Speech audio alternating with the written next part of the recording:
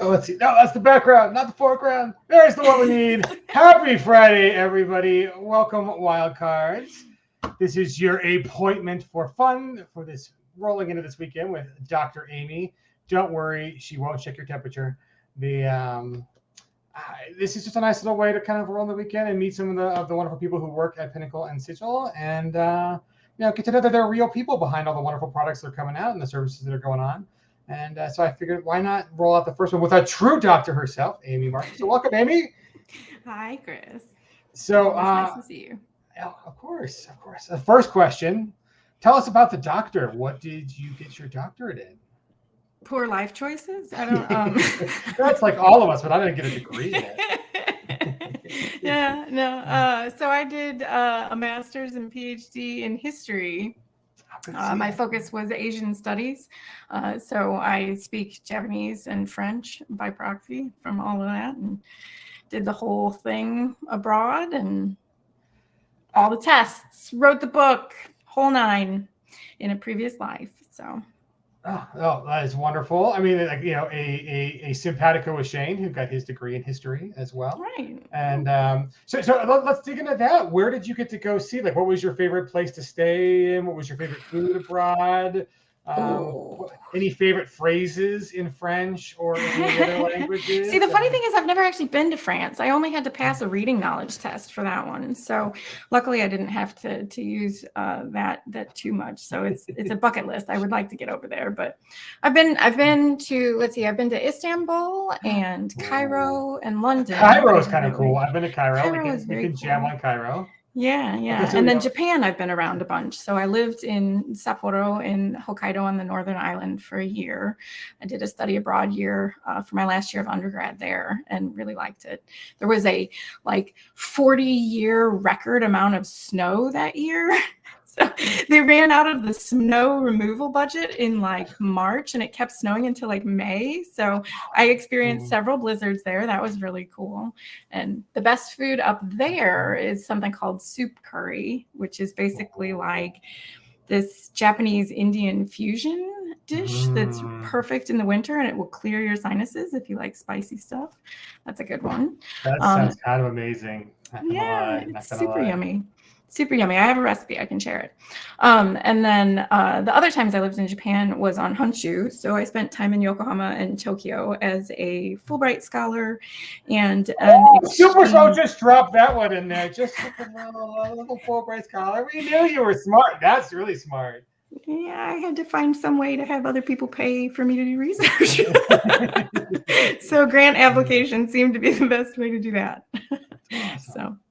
Yeah. So I did a advanced language training program in Yokohama as well. The Stanford Inter-University Center is run.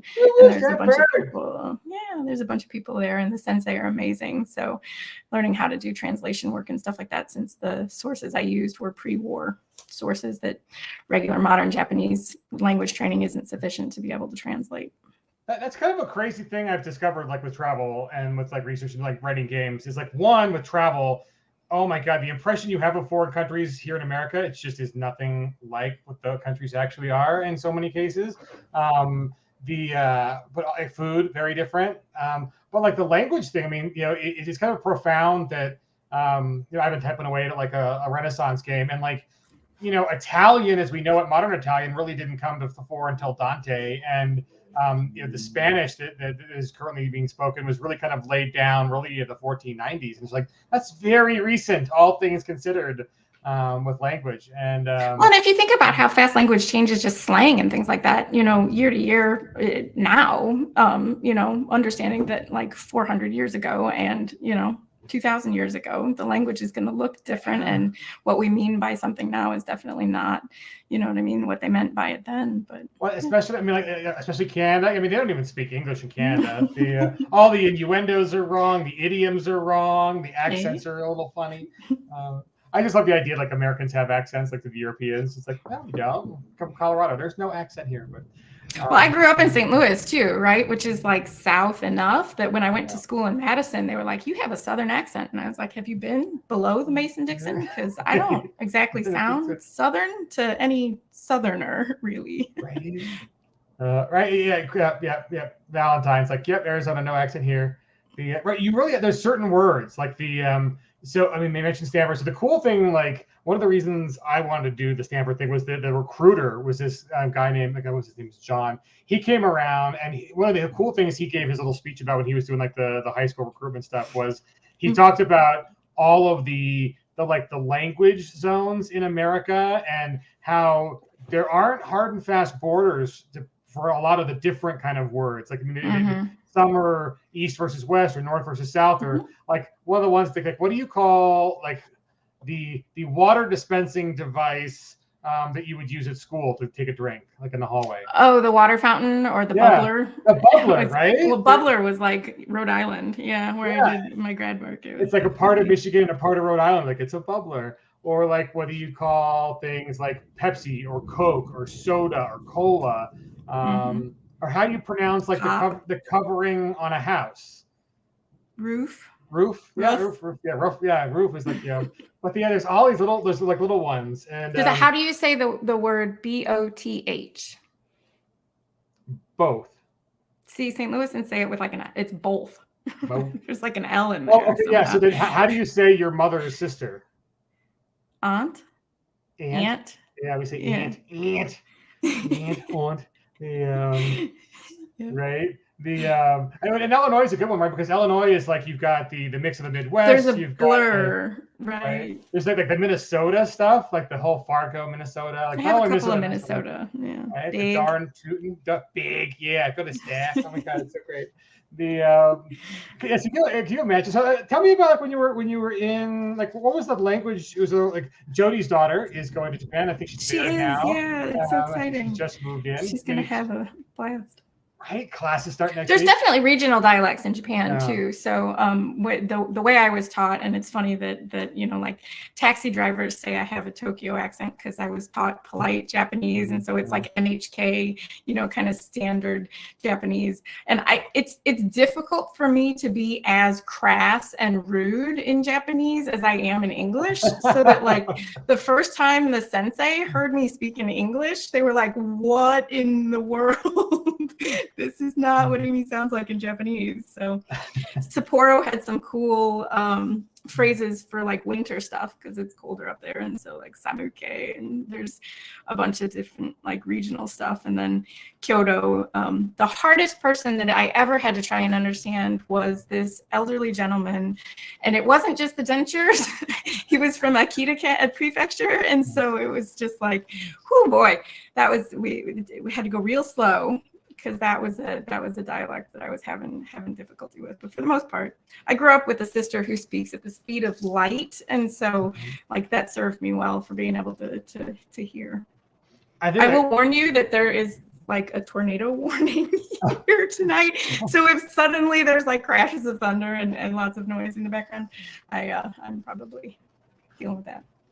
Okay, so I mean, look at this, people. We are putting our lives on the line, at least Amy is, to be here with you instead of in a basement cowering. That was a formative memory. I remember when I was a kid, we had a tornado come within a few miles of the house. It was like, we lived right off of a big park called Congress Park, and it was on the other side of the park. And my dad was in TV production, so like he actually had one of the TV guys there who went out with like the VHS and recorded it, and it made national news and all that stuff. Goodness. Oh my gosh. Yeah, so those are no jokes. So stay safe. There's some really nasty ones going all across the U.S. this week. So, hopefully everybody's safe. Okay, so Cairo. How long were you in Cairo for? Let's see, that was about a week. We had a layover in Istanbul on the way there. And then I had a friend who is half Egyptian, half Palestinian by birth. And so Mohammed took us, and it was awesome. We got to see the pyramids in Giza, and we got to see like Coptic Cairo, and we got to go down on the Sinai Peninsula and swim in, it was so cold. It was so cold. It was like 40 degrees. But so that's another place that the food was, amazing, and just different kushari and all that kind of stuff. We got to see halkhali and all kinds of stuff there as well, which was cool. So it was a really neat experience, and having somebody who speaks Arabic fluently was helpful, and he had family in Cairo, so I was really surprised by how small the Sphinx is, right? You see the pictures of Giza. Yeah, it's like the size of a tractor trailer. You see the pictures and you're expecting this gigantic, but compared to the pyramids, it was like a teeny tiny little kitty. And I was like, that was not. I also hate camels. I've got camel stories. Oh my God.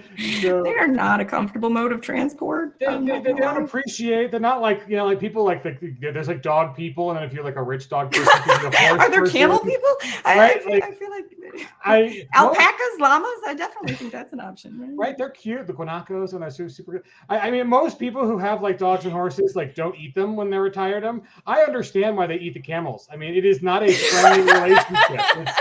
It's look, you ornery bastard. We're just gonna make something out of this.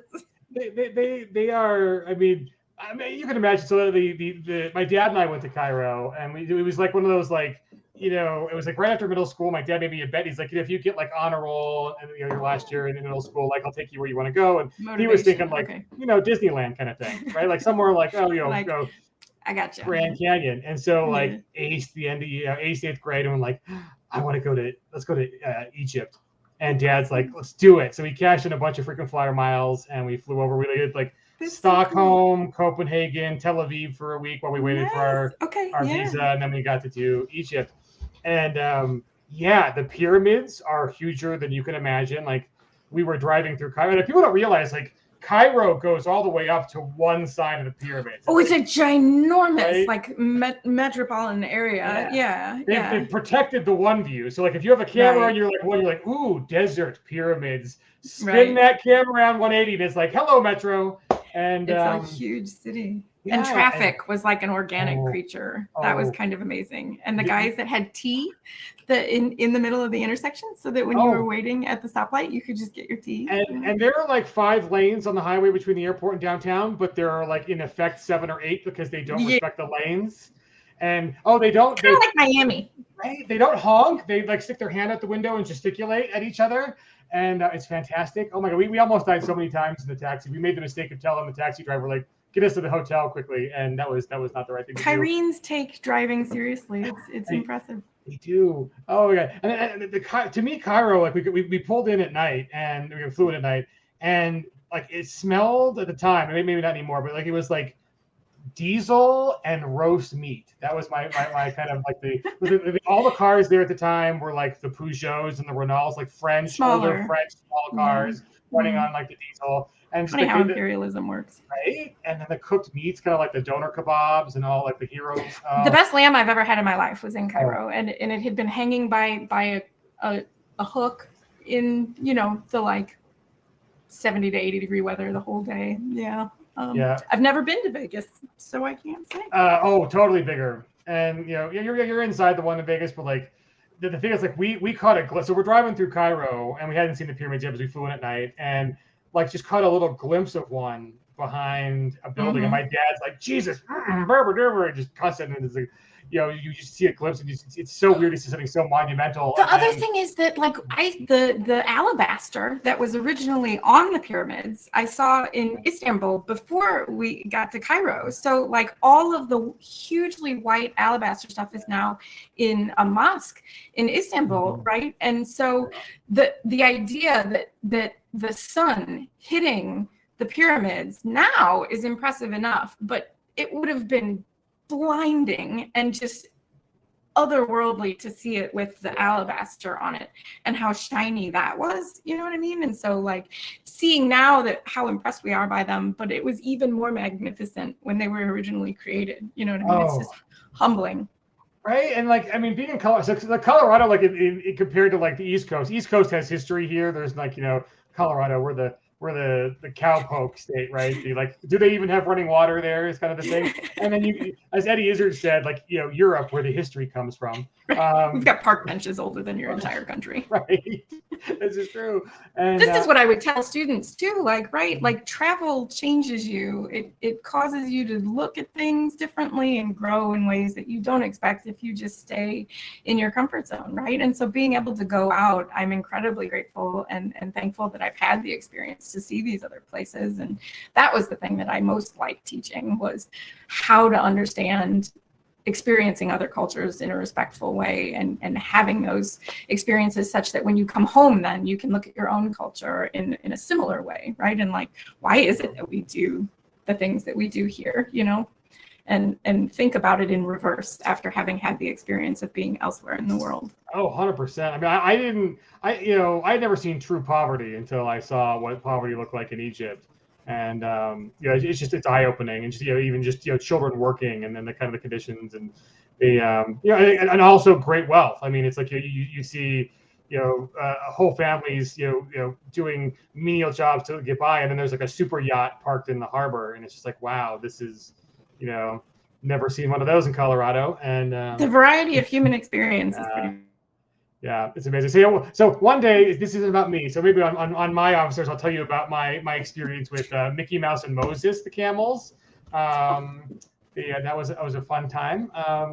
And also for almost starting a war with the Japanese, going into one of the Queen's pyramids. But yeah, I will not tell us, right? It's fun.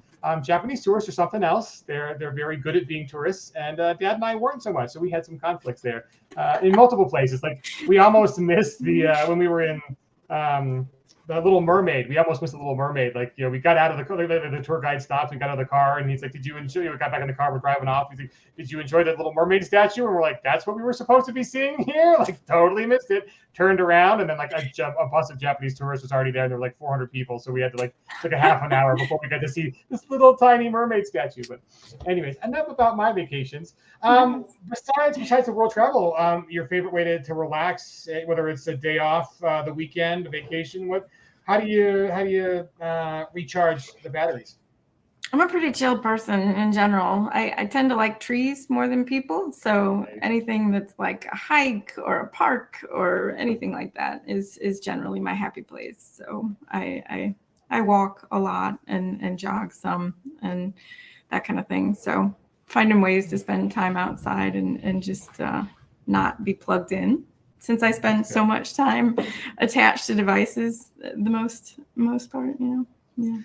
Yeah, no, it's good. So I know there's like a big cult following for yoga on the Sigil team. Are you into the yoga train? Are you on the hype? Definitely. I'd have to look. Let's see. Today, I've had a streak, thanks to Janine, and doing that every day. It's 2 years and 90 days in a row is my current streak of yoga. So I've been doing it on and off since I was little, though, so it's one of those things that's pretty important to me, and I just do it every day now. Oh, that's amazing, boss. Well, bless you, Janine, wherever you are. That's great that you're keeping the rest of us happy and healthy. So that's pretty awesome. Speaking of being a kid, I got to show this picture. So this was the tease when we went live. Tell me about this little cutie. Is that a Saint Bernard? And okay. That's Waldo. I used to feed him crayons because it made the yard colorful. Oh my God, that's the best. Grandpa hated it. Grandpa definitely hated that. But yes, that was Waldo. And so the Band-Aid on my forehead.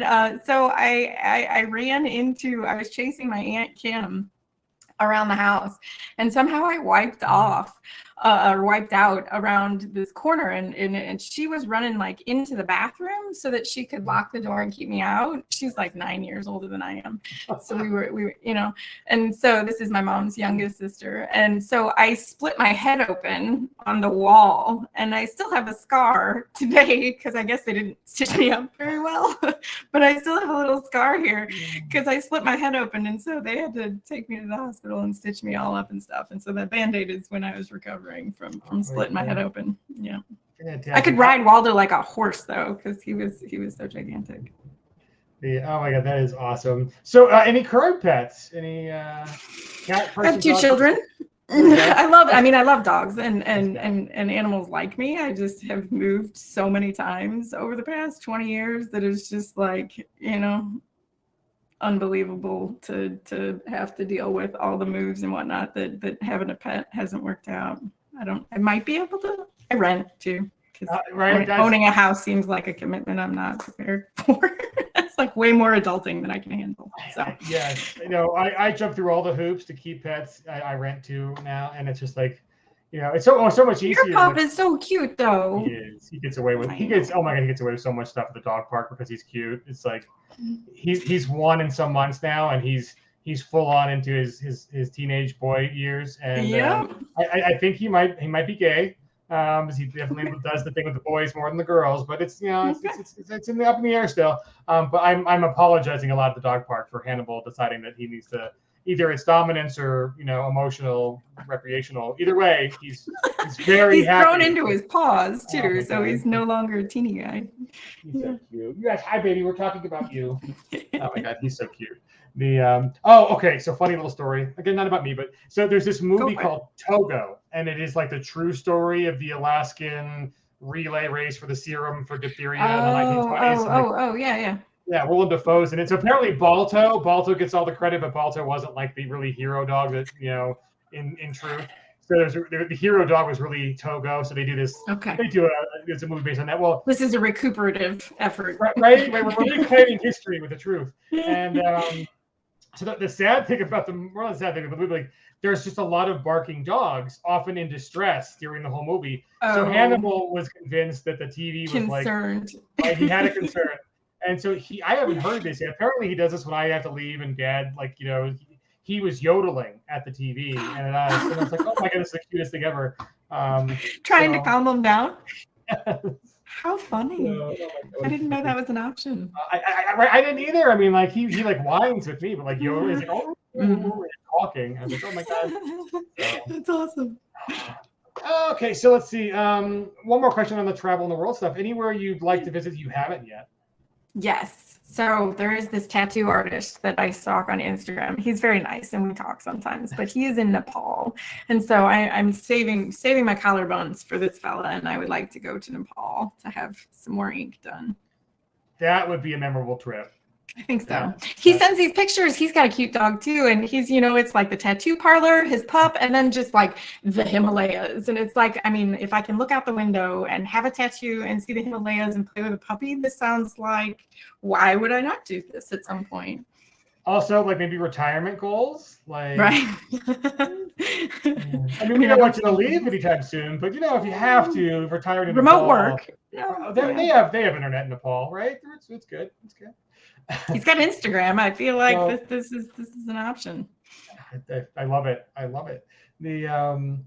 Let's see. So, I'll ask you about tats. Most meaningful tattoo, piercing, whatever, body mod, hair dye. I don't have all my piercings are out. I haven't had piercings for a while, but I have 3 sets of tattoos because I'm asymmetrical but balanced. So I have my forearms were done in Tokyo and by a female artist named Asao, who's awesome at Studio Muscat. And so those are ones. And I have the inside of my ankles done and the entirety of the outside of my legs from the knees to the ankles. My sister is also an ink freak. And so we share her artist, Brandon Smith, who is amazing in San Marcos, Texas, outside of Austin. So those are mine. And that's way too long a story to explain the ink. But okay, cool. I have 6 pieces.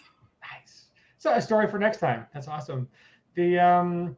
Let's see. What's your favorite time of year? Spring, summer, winter, fall, or holiday? Fall, probably. Halloween's my favorite holiday. So yeah, I think that as the weather cools, it's definitely, it was one of the things that I missed living in Miami, right? Because I grew up with seasons, and then Japan has beautiful fall up in the Northern Island and things like this, and lived in New England for a long time. So getting to see Vermont, New Hampshire, and all that stuff in the fall season is really nice. And then we moved to Miami, and it was like, I just kept waiting.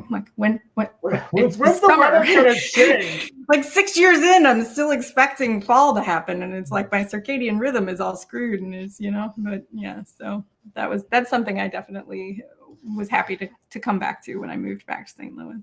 Yeah, Bay Area was similar effect for me. I'm like, when does it turn to fall? There's the monsoon season and then the nice season, but it was like, where's the fall? And I mean, I know there's not snow unless it's something really is going wrong if you got snow in the Bay Area, but like once every 30 years kind of thing. Right. But it's just like, what about pumpkin weather and like, fall fashion? I don't mind snow and I don't mind the heat. I mean, I kind of like having the distinct seasons, you know what I mean? Because there's pluses and minuses and, you can complain about different stuff. Oh, I'm all over. Fall is the best. Like fall is the best clothing weather because it's like, but not in California because it just rains. It's like fall fashion that doesn't have to be waterproof is great. It's like hoodies and jackets and parkas and vests. I love vests. That's amazing. Okay. But then it's just you get wet. And it's like, so it doesn't matter if you wear nice fashion at all. You're just wet. So you just got to be damp and like have an umbrella and like mildew is a thing. We don't have that in Colorado. It's too dry. So yeah. Oh my, it's very dry there. Right. Plus that there's no bad weather, only bad clothing. That's true. That's totally true. The here we go. Jody has one. I knew this. Like, well, let's go back to Japan. Did you face any problems with your tattoos in Japan? The Trinity's got her first ink, but she wants to visit go to the hot spring. Yeah. So most places will have rules against them. So some places will allow you to cover them. If they're small, you can put Band-Aids over them. Mine are definitely way too big for Band-Aids. So there's some places that will not allow you, but it's becoming more commonplace, not just foreigners that have them or anything, but each one of the locations will have a list of rules as to whether or not the irezumi are allowed or not. So just check ahead of time before you go to any one of the individual hot springs or public baths, and it should say. Nice. Well, yeah, that was your public service announcement. Thank you, Jody, for the question. So let's see. Oh, what do you like on pizza? Pizza toppings? Well, it depends on what kind of pizza. So St. Louis style pizza is super thin, crunchy stuff, right? And so if it's thin and crunchy like that, I usually get bacon and extra cheese. If it's like Neapolitan, like proper handmade crust stuff, then I tend to do weird stuff like goat's cheese and beets or it's super good though. If you put in dill, there's a local place here that has one that has pepperoni and chilies and elderflower honey. And so it's like sweet, spicy, salty, and it's perfect. I love that. So that one's definitely. Okay, so good. Pepperoni and cheese, the rest are hipsters. I know. So the cracker crust pizza. See, the pizza was a good question. Good question. Mm-hmm. But I'm on. We also board cut it into squares here, so that's another weird thing. Here's the controversial one. Canadian bacon and ham and pineapple. Is pineapple a pizza ingredient in your world? I mean, Japanese pizza, there's a lot of chains and I have seen some weird stuff on pizza. I feel like I'm a pluralist if you want to eat that. I get the salty sweet thing. I don't particularly care for it. No. So I don't get ham. I mean, ham is fine on pizza. It's like bacon almost, maybe. Oh yeah, totally. Yeah, the pineapple's the controversial part. And I'm a pro pineapple person myself. We made Gilbert Gello, who's Italian. We made him eat some pineapple pizza when he was here, just because the Italians are very serious. The margherita. But yes, I'm a pizza pluralist too. Whatever you want, buffalo chicken pizza, macaroni and cheese on pizza. Well, it's like Ian's, right? There's a place in Madison that did pizza by the slice, and you can get like chicken quesadilla and mac and cheese pizza. It's like all the carbs at once, and so 2 a.m. sometimes that's what you need. We've got we've got an Ian's here in Denver, and the creative ones are good. I like the Mexican pizza, but the one like Taco Bell used to do with Mexican pizza, but they do it on pizza. There's some really just anything barbecue chicken is really good on pizza. I like the one that there's a place here that does pulled pork. So Puppies is one of the barbecue joints here, and they have like brilliant ribs and pulled pork. And then there's a lot of places around that will give you Puppies pulled pork in or on things. We have a kolache place here too that's super good. Oh God, I love the Czech pulled. It's so good. They're brilliant. And so the kolache we've got you can get and you can do St. Louis style pizza. So we have a fake cheese cheese in St. Louis. It's called Provel. Many people are torn on the topic of Provel. It's like squeaky, or is it like crafty? No. It melts perfectly, and when it's burnt, it's got this like awesome thing. And so it's a mixture of Swiss cheddar and provolone, and it's got like liquid smoke in it. So it's not a pure cheese. It's like a cheese food product because it's mixed.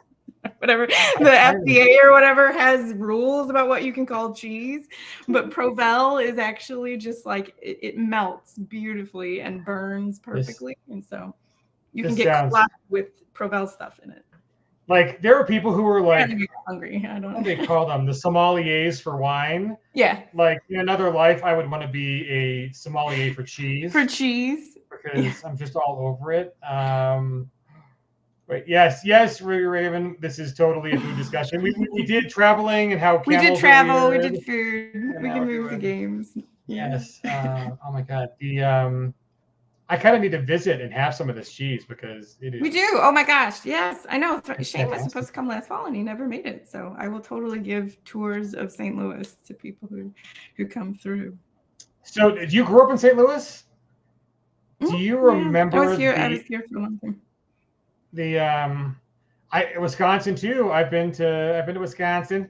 The family grew up in Chicago. So you go to Wisconsin. I was in Madison for 4 years for undergrad, so spent some time up in Wisconsin too. And when we're going to be going to Gamehole Con. I know Gamehole Con. I am so excited about that. It's going to be awesome. So good. Jen, we still have to book all of our stuff before you guys book your stuff, but we're going to Gamehole Con. Okay, so do you remember?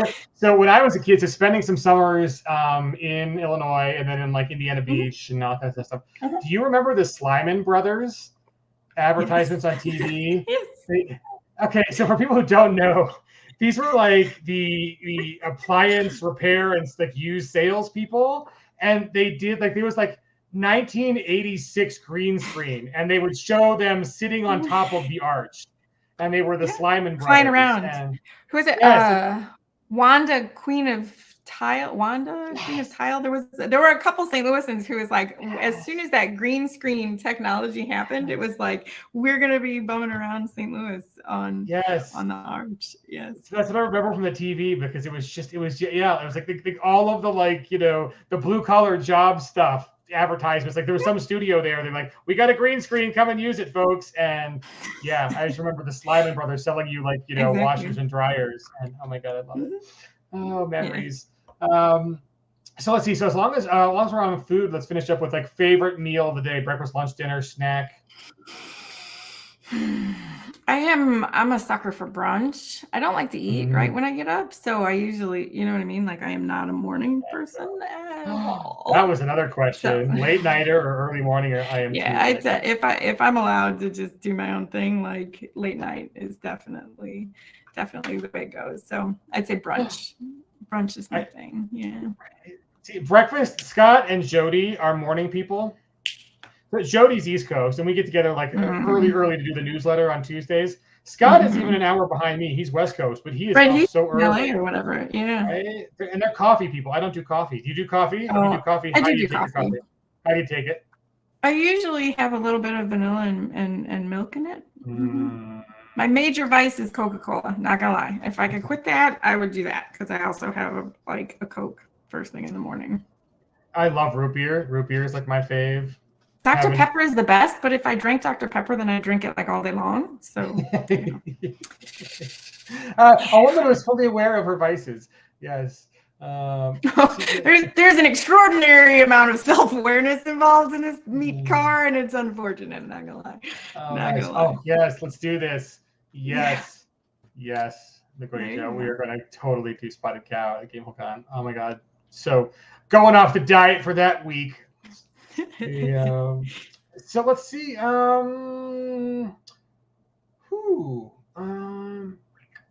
What other good question? Let's see. I should say now, in the middle of all of this, before I forget, because babbling about myself has been super comfortable.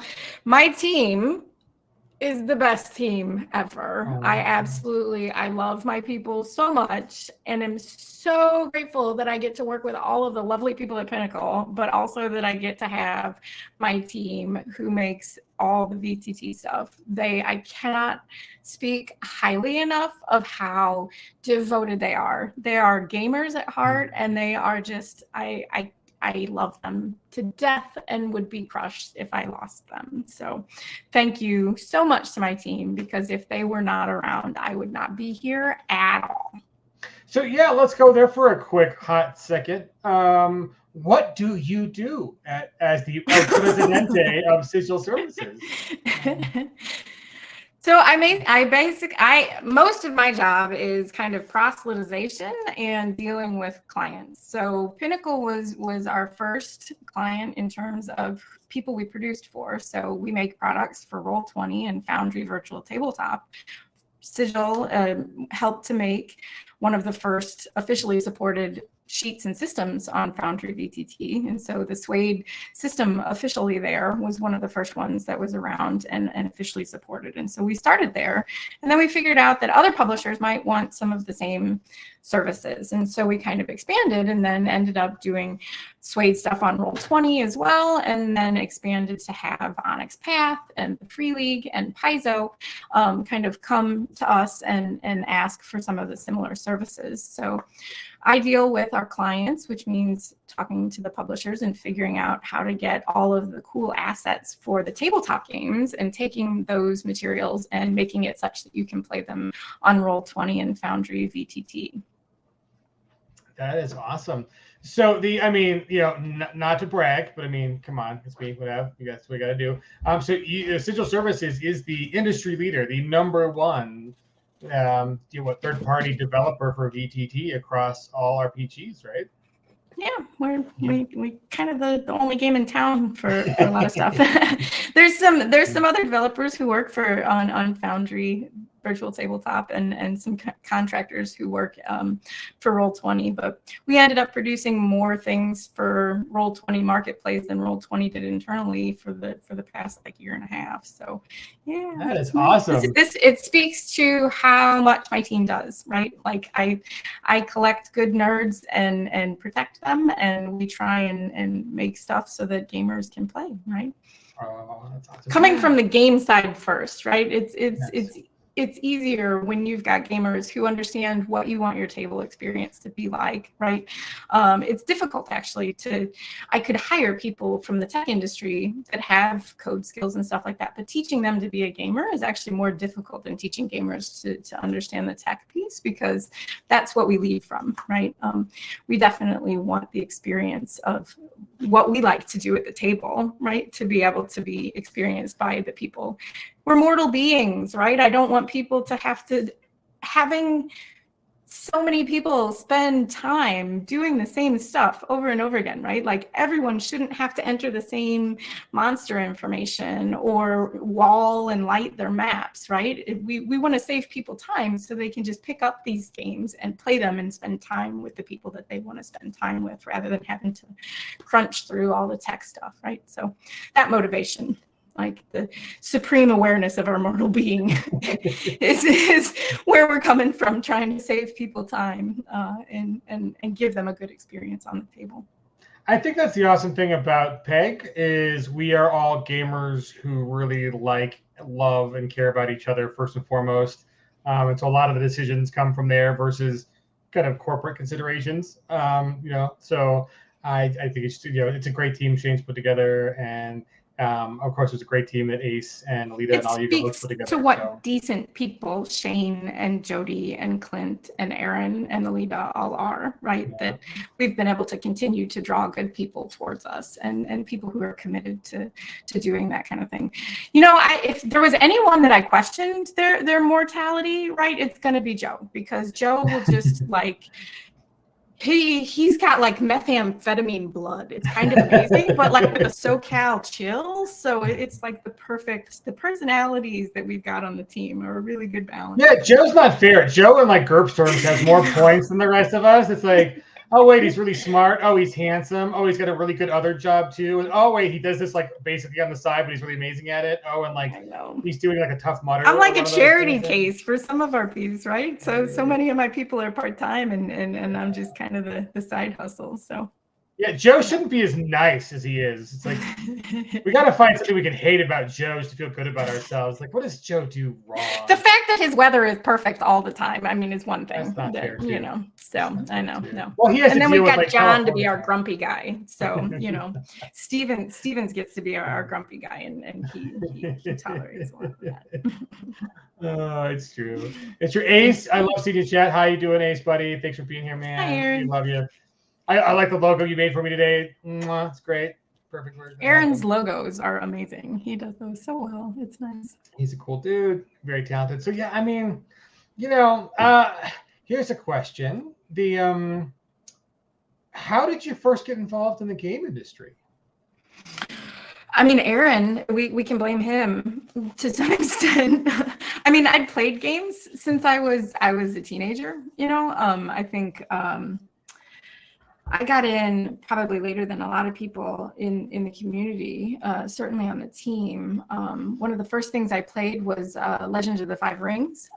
So John Wick's game, played some Vampire the Masquerade, and I was handcuffed to somebody at a LARP party once. That's a whole other story. That were these fuzzy pink handcuffs? Was there a safety? Oh no. Yeah, that's maybe a game whole con story. But so I had been exposed to that kind of stuff, but then I went to graduate school, which sucked all joy and thriving from my life. And so I didn't play for a long time, and then, you know, got back into it, and Aaron was running a Dungeons and Dragons 5th edition thing. And so we started playing that. And then it's funny because like kind of dove into that. And then there's this like grumpy guy on the server. And Aaron was like, I want to hire this guy and he's going to help us do the VTT stuff. And I was like, man, that dude, he's like the Rifts angry guy. It is the only time in my life I have ever been wrong about a first impression. Like, I am a read of people and I am rarely wrong. And John, oh my God, he is just a glorious human being, and he ran Rifts for us. And so I was immediately like, oh, this is how you play Suede. Okay. And after that, it was, yeah. And so he's been a linchpin to the whole team, and I can blame him for my introduction to Savage Worlds and just the way the system runs. It's one of those things that it's easy to be proud of that I get to make and be associated with, because mechanically, Savage Worlds is incredibly clever and versatile. And so the thought behind the system is amazing. And seeing now how Shane and Simon and Clint and Mike and Brian and all the folks who work on it get to make decisions about how we want to play these things and how we get to use these things is just super cool. So yeah. Aaron and John would be the most recent folks to blame for me being around here. So how did you first meet Aaron? Was it online? Was it through the Vampire thing? Like, Yeah. So I wasn't playing Vampire, but through the server, and then met Janine and Aaron in person at Gen Con. I guess the last time Aaron probably went, and he was getting an award at the what is it? The Diana Jones. Yeah, the Diana Jones. I always think Indiana Jones or Diana Ross. It is. So that's the thing. I always thought it was like named after a woman, like, oh, it's Diana Jones. No, it's just some bullshit. Yeah. No, it's after Indiana Jones with some of the stuff the pages burn. Yeah. And so I had known Aaron from just playing our game and stuff, and we got there, and I was like, what? You're getting an award? And then I was like, you've done all the art for all of Savage Worlds for like 20 years. How did I not know this? That's awesome. You know? So that was definitely our introduction at that point. So Aaron, buddy, love you, man. Thanks for bringing Amy into the community with us. And also, have you had any of those steaks yet? Do you share them with the pups? Aaron's got some really cute pups, and he does. We demanded that they be fed steaks. So let us know if they're good. Let's see. What else should we talk about? Let's see. Okay, so outside of gaming, any guilty pleasures, any shows, books, TVs, podcasts that are just kind of fueling your soul right now? I'm a sucker for sci-fi stuff. So anything to do with like time travel. So like one of my top 5 TV shows of all time is Dark, the German one on I Netflix. just watched that like 2 months ago. Oh, so trippy, so good. Yes. So I will anything that Katya and Baran Odar do from now on, I will definitely watch because 1899 was super cool too, you know. And but so I mean, good. like the fact that it's just like this perfect arc and just like you get 3 episodes in and your mind just explodes, right? So that The Expanse is another one. You got your Tycho shirt on yesterday. Now you're wearing the Savage World shirt. I'd like to share it, repping it. The Tycho shirt. I was like, she likes Expanse. The Expanse is really well done. You know, it was like easy to be. Dark. Amos is kind of like my spirit animal, maybe a little bit. Oh, we get that. That's a good one. Yes. Yeah. Yeah. Right. Remember the cat. Exactly. Oh my God, so good. The right. Oh, look at there we go. See, Aaron and his logo work, making everybody happy. The no Dark. Dark had an interesting ending. I was like, oh, kind of cool, kind of sad. Whatever. Go Jonas. No spoilers though. Right? No spoilers. That's one thing I do hate. I absolutely hate spoilers. So the 1889 was super good. I hope there's a sequel. Did I read that they weren't going to do the next season of that one? I don't know. Oh, I don't know. It's so good. It's really good. I also dig horror stuff. So been binging. I have a buddy. We watch horror movies all the time. So we started in the Halloween season watching stuff. And then we rewatched like the Scream movies and saw the most recent one in the theater and stuff like that. So I'll also not like I mean anything with vampires or zombies, right? Those are usually fair game. So okay, so you, me, and Scott are definitely, when we get at GameWorld.com, we're going to talk about Dark because Scott totally is a Dark fan. But then, vampires. So as long as we're talking vampires, are we going old school like Bela Lugosi? The whole range, babe. So you like all of it. The Pantene moment with Antonio Banderas and Tom Cruise and Brad Pitt is definitely. Yeah. Okay, then sparkly too. We like the sparkly. Okay, so I admit I have not seen the sparkly ones. I have seen Eric and you know the old HBO series True Blood and all that. But True Blood. Oh my God. Okay, so the girl who in True Blood she's on a new show. She was just in the Last of Us. Tara from True Blood. The bewildered best friend of Sookie. Right. Yeah. I don't think they did her character justice in True Blood. Anyways, she's on The Last of Us. Okay. And so you got to watch The Last of Us. I played the games, but I haven't watched the series yet. I mean, I do love Pedro, but. Right. Pedro's amazing. One of the few things that gets me through life is knowing that I have better facial hair than Pedro. Everything. I mean, he's a handsome dude and successful actor and whatever, but I'm like, little patchy there, sir. So that's my one bit of ego. It's like, I can grow better hair than Pedro. But you have many lovely qualities, my darling. I know, but Pedro he's also got a lot of GURPS he's points. He's the darling of the internet at the moment. He you know what I mean? So. He deserves it. Okay, so we got no sparkly from Raven. Sorry, it's true. It's a little too, I don't know, vanilla. Right. So Midnight Mass. I haven't. A bunch of people on staff were talking about. Like Shane was talking about it and stuff like that. Yeah, folks like that one. Yeah. I haven't watched a ton of TV lately. But have you seen the English? No. Oh, really good. Okay, we'll move on. It's not super horror. It's very Deadlandsy. It's okay. Maybe I call it Western suspense, but Emily Blunt is in it, and she is fantastic. Ooh. Okay. Good stuff. Anything Jordan Peele does, I find his stuff like that kind of intellectual horror really compelling, and how like the way to use horror as a genre in order to make social commentary. He has nailed that so well, and his retake on the Twilight Zone too is just. That kind of stuff. The horror of manners and just, an etiquette is like, ugh. Yeah, no, we've done that. Let's see. So, like Expanse is fantastic. Let's see. Oh, we're getting close. Got 4 or 15 minutes. I probably was like half an hour at most. I know. You and I get talking and we just sit here. Well, that's the whole point of these shows. Like there are real people behind the scenes, folks. So let's see. Any other hobbies outside of gaming and foreign language and any other? Like music. I'm a big fan. What genres? What artists?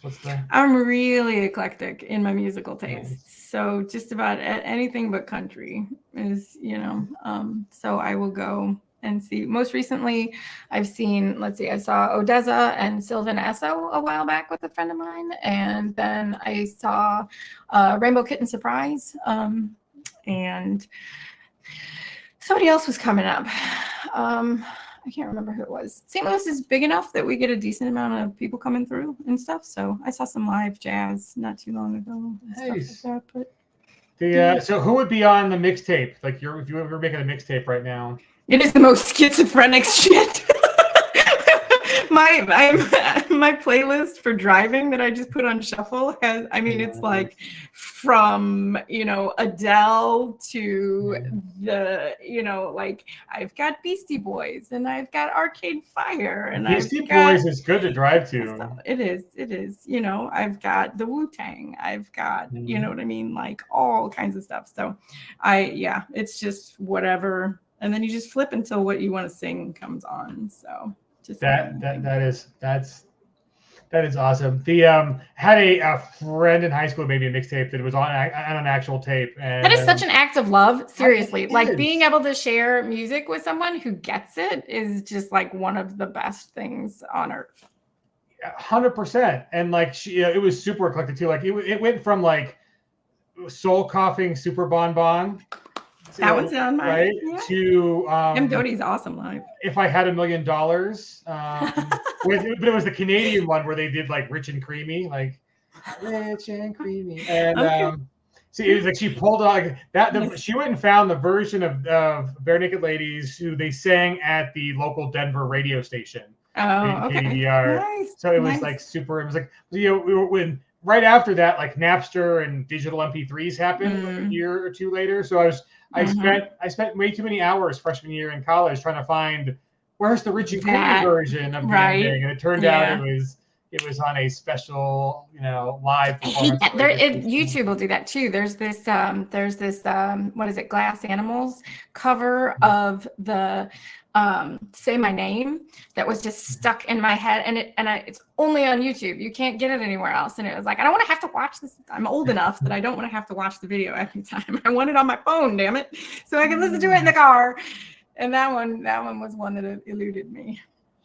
Okay, so I'm gonna pull rank here, John. Dude, my college roommate, sophomore year, interned at Napster, so I have an original Napster T-shirt, and like we had access to their pipeline. They're like T3, whatever. It was like between. Holy cow! So we could literally backbone, right? We did just mainline it. Yes, that was. We were so privileged because it was like we did quality control for Napster by basically being like how many seconds it would take for like a 5 megabyte song. This is back before the internet was not even good enough for video, right? Like you couldn't do video. It was like video is too big.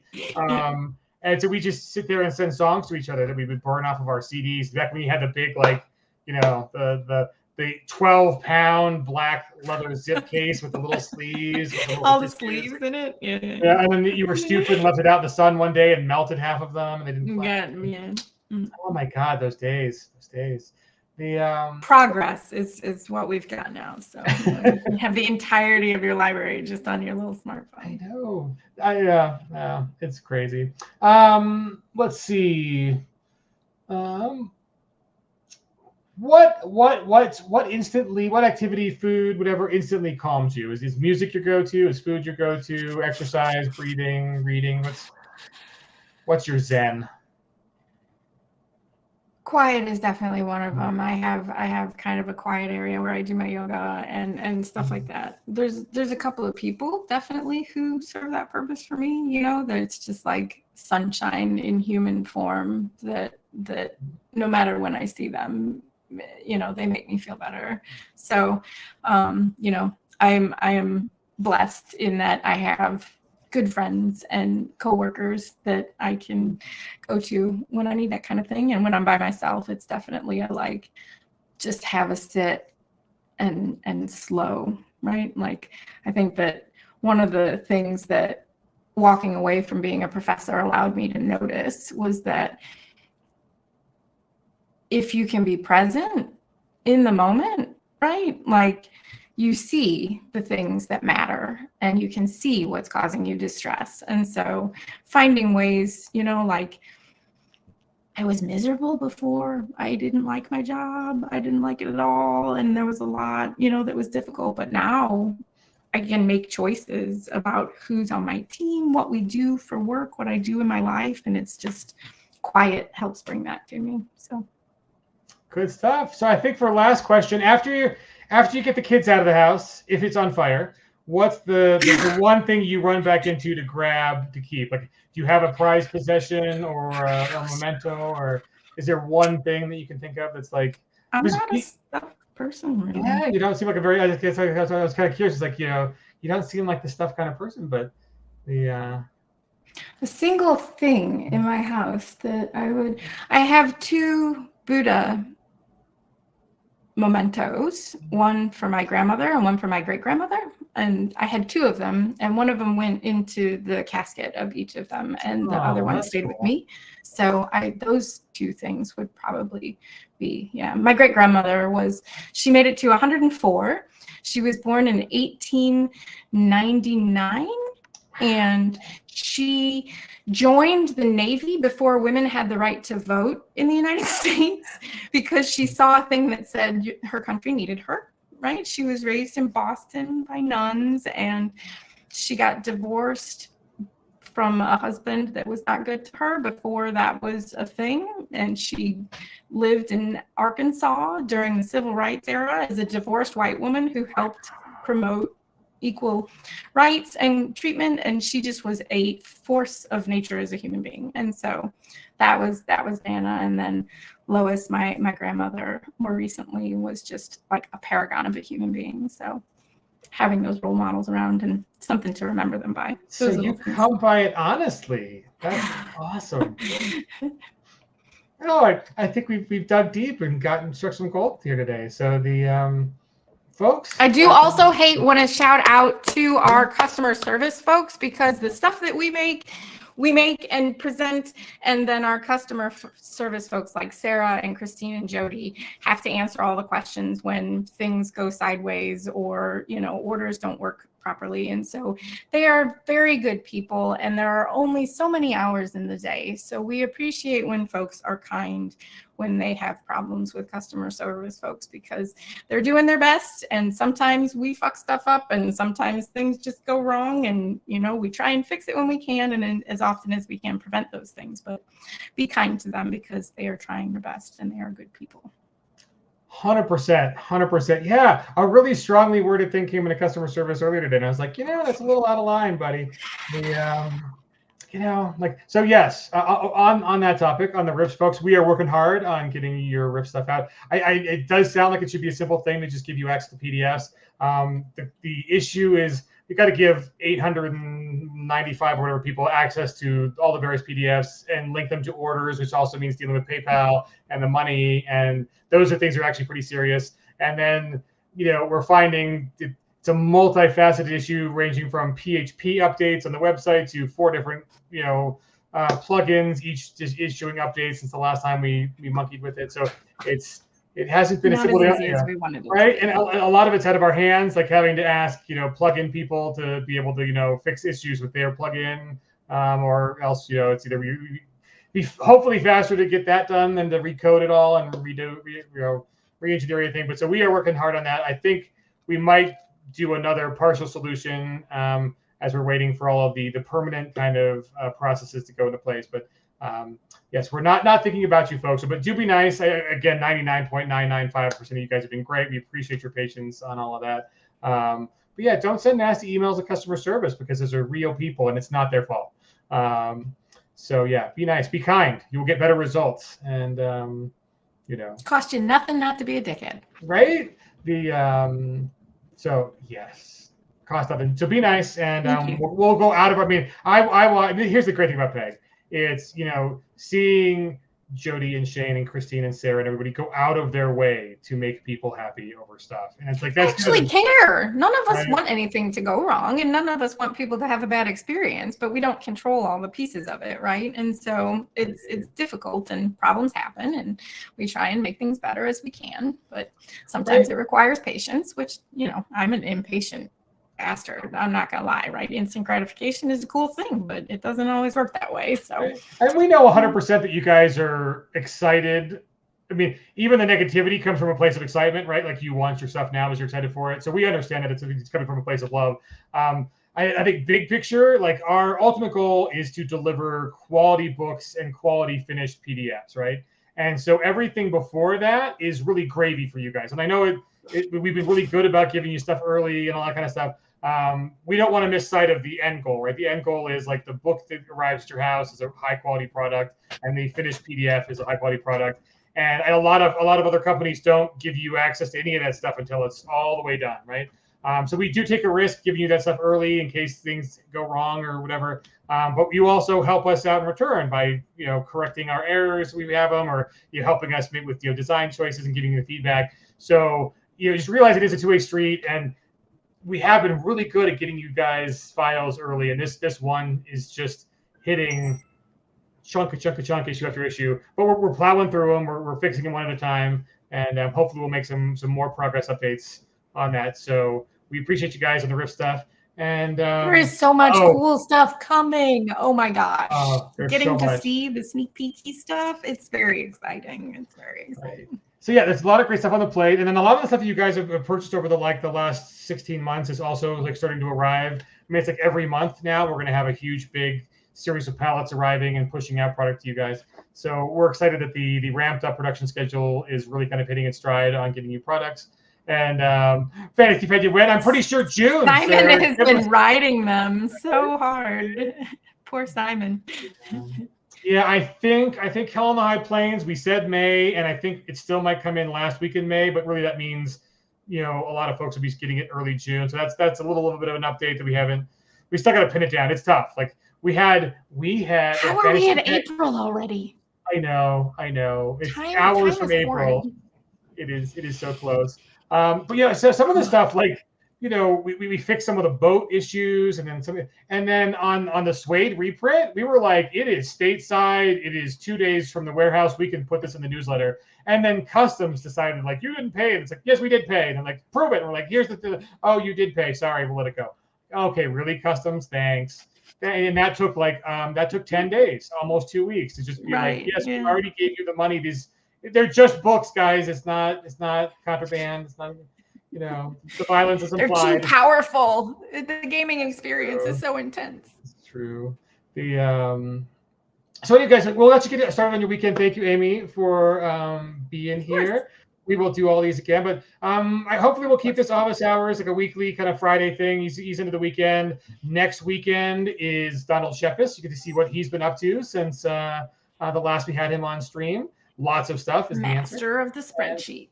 Right? Oh, his spreadsheets are so gorgeous. I am a concrete sequential person, and so I love his spreadsheets. And he's organized. It's lovely. Right? We need a taskmaster who's got the stuff down. And then we'll rotate through the staff so you guys can realize that we are real people too. We're not a big faceless corporation. We actually have a bunch of friends who like playing games and making games. And people like Aaron and Shane. And listen, we do hear the fans, right? Like we appreciate the feedback and things like that. And so it's nice. Right. And then that you all want to play. Right. We like games. We like all the games. And before next Thursday, we are continuing the Savage Universe series of streams. And I believe Christian Serrano is going to be on to talk about what's going on with Savage Eberron, which is amazing. Looks great, Christian. Congratulations on getting that updated. So there's a shout out to Valentine too for the site. Right. Oh, so good. Val's like my new message. So we're like, Valentine made like one great site for us. We're like, so can you create like 4 other ones, please? I know, I need them back. You guys swiped them for the past month. Yeah. Right. So yeah, we're not giving them back. Sorry if your VTT things take longer now because we're making Val do all the websites. But there's some really cool ideas we've been waiting to do. So yeah, so guys, yeah, we'll continue these office hours. And so yeah, next week we're gonna do Savage World or Savage Universe on Thursday, office hours again on Friday. And until then, you guys have a wonderful weekend. We'll see you at Gamehole Con, if not sooner. And yeah, some of the famous Comic Con. I don't know. We'll see. We'll see what Shane's going on to it. I hope that everyone has a lovely weekend and everyone is thriving and healthy. Right. And so we appreciate you. Hope you enjoy these little office hours, little casual stuff with nothing to buy, nothing to sell. Just talking about cool stuff and cool people. So Amy, love you dearly. Have a great weekend. I love you, Landauer. So so now Amy and I are gonna make out and stuff. So cheers, everybody. Take it easy. Have a good weekend.